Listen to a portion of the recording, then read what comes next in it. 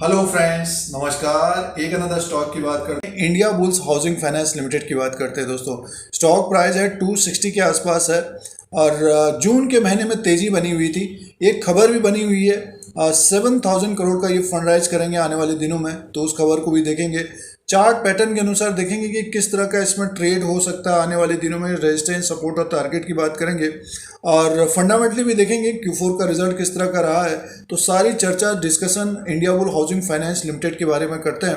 Volatile stock है। Number one point तो ये है कि दोस्तों ये वॉलेटाइल स्टॉक है और पिछले 2-3 साल में अगर इसको देखते हैं हम तो काफ़ी ऊपर के लेवल से गिरा है ये। इंडिया बुल हाउसिंग फाइनेंस ने बैंक बनने का ट्राई किया बट वो हो नहीं पाया और स्टॉक में काफ़ी गिरावट रही। फिर मैनेजमेंट की खबरें आई, अब जो है स्टॉक ऊपर की तरफ जा रहा है, ग्रोथ की बात आ रही है, तो इनके होम लोन्स बढ़ेंगे और रेवेन्यू बढ़ेगा, प्रॉफिट बढ़ेगा और कंपनी दोस्तों शेयर होल्डर्स को डिविडेंड दे रही है पिछले एक साल के अनुसार देखते हैं। और स्टॉक प्राइस में जंप तो आया है, अभी 300 के ऊपर तक गया था बट स्टॉक में गिरता भी बहुत तेजी से है।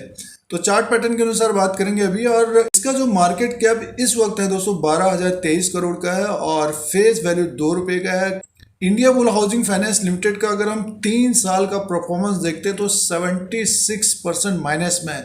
कोई भी स्टॉक अगर 70% अगर गिरावट होता है तो उसमें थोड़ा सा फिर रिकवर होने में समय लग सकता है और वही जो है इंडिया बुल हाउसिंग फाइनेंस के साथ हो रहा है। मैनेजमेंट में काफ़ी चेंजिंग भी आ गई है और ग्रोथ की बात आने लगी है, तो फिर इंडिया बुल हाउसिंग फाइनेंस का रेवेन्यू बढ़ेगा और प्रॉफिट बढ़ेगा, लोन बढ़ेंगे, तो स्टॉक ऊपर की तरफ जाता हुआ दिख सकता है। और जो खबर बनी हुई है लगभग 7,000 करोड़ का ये फंड राइज कर रहे हैं दोस्तों। एक न्यूज ये है दोस्तों, ये 7,000 करोड़ का फंड राइज करेंगे। एजीएम होगा आने वाले दिनों में, जुलाई के लास्ट तक हो सकता है एनुअल जनरल मीटिंग, और उसमें डिसाइड होगा कि किस तरह से ये फंड राइज करेंगे। डिबेंचर, वारंट्स और QIP तो देखना पड़ेगा एजीएम तक। और स्टॉक प्राइस एक तरह से काफ़ी तेज़ी से ऊपर की तरफ गया है और Q4 का जो रिजल्ट था दोस्तों, अगर उसके ऊपर हम ध्यान देते हैं फाइनेंशियल रिजल्ट के ऊपर, तो इनका जो सेल्स था 2,371 करोड़ का था मार्च 2021 में और प्रॉफिट था लगभग 276 करोड़ का। तो इसका जो प्रॉफिट रहा है 200 करोड़ से ऊपर का ही रहा है, लगभग 200 करोड़ 300 करोड़ इस तरह का प्रॉफिट भी रहा है और सेल्स जो है 2,513 और 2,533 तक का रहा है। तो आने वाले दिनों में 7,000 करोड़ का ये फंड राइज कर रहे हैं, तो उससे हेल्प होगी। Q1 का भी रिजल्ट आया है। चार्ट पैटर्न के अनुसार बात करते हैं, स्टॉक प्राइस है 260 में दोस्तों और पिछले एक महीने का जो ट्रेड रहा है इसका लगभग 210 से ये भाग कर लगभग 313 तक गया। वहाँ से एक तरह से डाउनफॉल में देखिए बड़ी गिरावट है, एक तरह से 260 तक आ गया। अब जो इसके बीच में ट्रेड कर रहे होंगे, अगर स्टॉप लॉस नहीं लगाया हुआ तो ट्रैप हो गए होंगे। तो इस तरह का ये स्टॉक है, काफ़ी वॉलेटाइल स्टॉक है ये। अब की बार देखिए इसने 260 255 को ब्रेक किया और सीधे से देखिए 50-60 पॉइंट ऊपर की तरफ गया और ये जो रेजिस्टेंस बना हुआ था पिछले एक साल का बना हुआ था। जब भी इसमें गिरावट आती थी वो ये ऊपर की तरफ 240 255 तक जाता था। पॉइंट ये है कि ये 259 तक आ गया है। सपोर्ट होना चाहिए 255 और 250 का। अगर ये 250 का सपोर्ट नहीं लेता है तब हमें फिर ये 247 247 और 240 तक आता हुआ दिख सकता है। और अगर कोई खबर आ गई, मार्केट में गिरावट हो गई, तो मान के चलिए फिर और नीचे की तरफ दिखेगा, लगभग 228 225 तक दिखेगा। अगर यहाँ तक किसी भी कारणवश दिखता है तो अपने अनुसार इसमें फिर कुछ सिचुएशन के हिसाब से बाय करना चाहिए। अगर आपको India bull housing finance limited पसंद है, काफ़ी वॉलेटाइल स्टॉक भी है ये। और जंप देखिए 259 रुपये में है ये, अभी इस वक्त 260 में है। तो रेजिस्टेंस जो रहेगा दोस्तों अब रहेगा 277 का और उसके बाद रहेगा 288 रुपये 15 पैसा। तो जंप अगर ऊपर की तरफ करता है, अगर किसी ने 10 दिन 15 दिन के लिए लिया है तो अपने अनुसार यहाँ पे प्रॉफिट बुक करना चाहिए, नहीं तो ये वाला टारगेट एक रखना चाहिए 313 का, यानी मीन्स नेक्स्ट 1 महीना 2 महीना 3 महीना इस तरह का देखना चाहिए। यहाँ तक जाता हुआ दिख सकता है।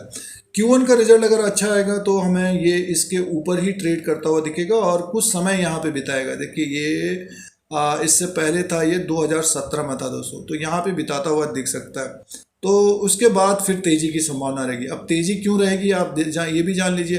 ये देखिए यहाँ से गिरा है, ऊपर के लेवल से गिरा है ये। अगर ये 300 के ऊपर अगर कारोबार करने लग जाएगा तब तेजी होगी। ये आने वाले समय के लिए दोस्तों Q1 का रिजल्ट आएगा, उसमें देखना पड़ेगा किस तरह का रेवेन्यू है, प्रॉफिट है। फिलहाल ये जो टारगेट होगा अपना ऊपर का लगभग 313 का होगा।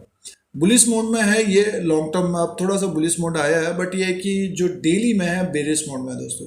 तो 255 और 250 को लेवल को ज़रूर ध्यान में रखिए, और जो शॉर्ट टर्म के लिए कारोबार करते हैं तो स्टॉप लॉस के द्वारा, और जिनके पास पड़ा हुआ है जो ऊपर के लेवल पे ट्रैप है, जो India bull housing finance limited को रखना चाहते हैं, तो समय दीजिए इसका।